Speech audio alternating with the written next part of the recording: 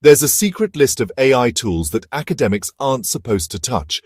I've shown this list at Harvard Business School, in Germany, in Sydney, Melbourne, Adelaide.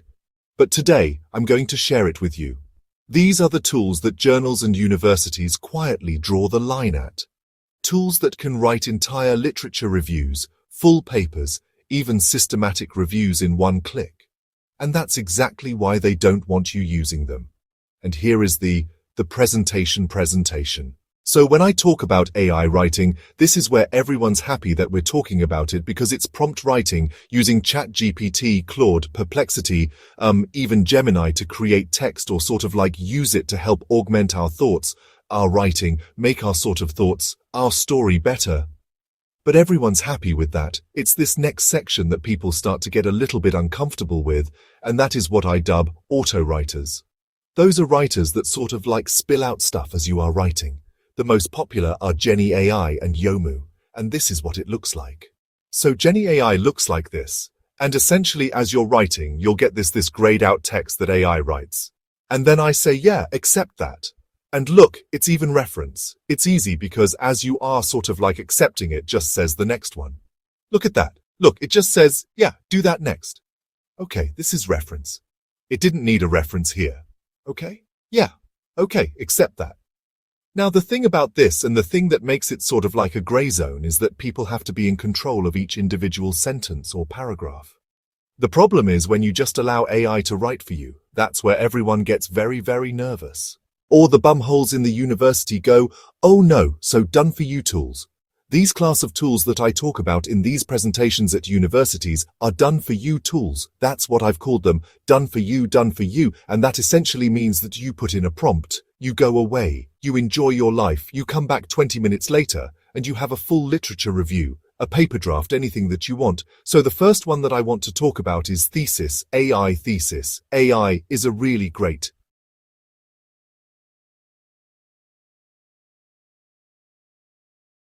Thesis AI way of getting literature reviews, full in-depth researched literature reviews on almost any topic you can chuck at it. So this is what it looks like when you sign in. You can say, how many papers?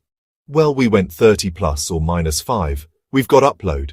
You can even now use Semantic Scholar to go and sort of like find the references. You don't need to give it to Thesis AI, but what does it kick out? It kicks out about this, after about 20 minutes, this is what it looks like. Look, it is fully referenced, it is detailed, it is dense, it is long, it's 44 pages this. And it only took me, a little bit of time to find the references that it used. And you can see that it's all completely sort of like linked. You can output this to Word, you can output it to Latte in Overleaf. So everything is completely customizable. And that's what I like about Thesis AI. But people don't like you using it. And there's others they don't like you using either. The next tool that's in the red box of naughtiness is Gatsby. Gatsby is a tool that allows you to do so much. You can discover research ideas, write scientific papers, pattern your inventions, and run meta-analysis and more. I absolutely love it. I recently did a video about this. Check it out here. But essentially in that video I was able to create a full first paper draft from ideas in a Word document. Absolutely love that. And then I can see if there's any gaps. I can sort of like start interrogating that output to see if it is a true story that I want to tell. It has never been easier to create a first paper draft with a tool like Gatsby or some of the other tools I'm about to talk about. So yeah, amazing. Here are some other ones that you need to know about. Manus and Genspark AI. As part of my presentation that I give at universities around the world, the next load of tools made me very, very excited when I first sort of like started to understand what they could do for academia and research. And that is agentic AI. In this case, it's Manus and Genspark. And now, even ChatGPT agent can do some of these things awesomely. So let's go check it out. So over here, if we go to Manusim, look, you can see I've given it some figures and I've said create a paper draft for me. This is a formatted academic paper.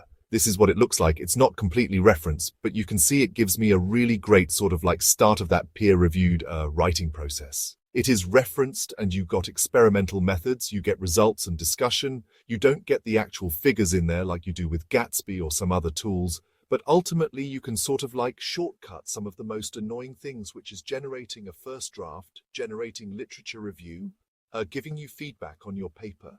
All of these things are now sort of outsourceable to different AI agents and universities, and journals are not allowing you to use them because they don't know how powerful they truly are, and they're worried you're just going to use it to cheat, whatever that looks like. Anyway, there's more. Check out this one. So, another tool that you should know about is GenSpark, another agentic AI. So here I gave it the same sort of figures, and then I just said, use these figures to create a story structure for a peer-reviewed paper. Then it said, yeah, okay, here's the story structure. I really wanted to know, could it give me a paper draft? So I went down here and I just said, create a paper draft, 4 words that just make it so easy. You'll see what I mean. All right. Then it went away. It did some thinking and then it said, view the full paper draft here.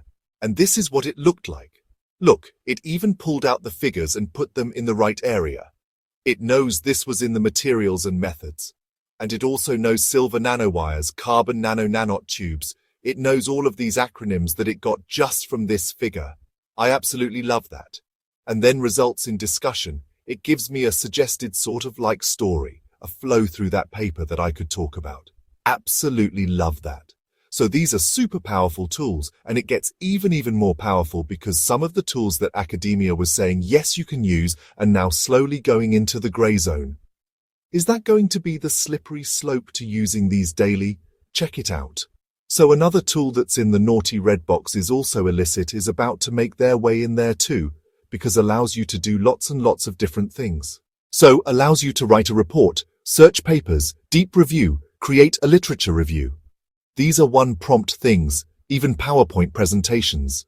It has so many things to automate for academia, and everyone's scared. I say everyone researchers on the ground are excited for the potential time saving it can provide because they know and understand how difficult some of these tasks are. Universities, journal editors are scared because they just don't know. It's the unknown, and also academia moves at this glacial sort of pace in terms of progress, which is kind of ironic for things that are at the leading edge of research. You know, crazy. Anyway, people are scared that you use it, but these are tools that can be automated and even now illicit.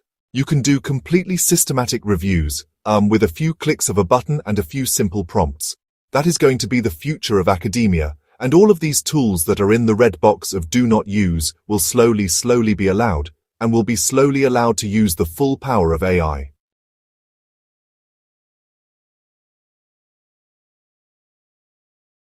Oh, imagine that the full power of AI in academia and research. Not everyone's comfortable with this, but let me know what you think. Are you using them? If you like this video, go check out this one where I talk about how Illicit just got awesome and can write literature reviews for you. Go check it out.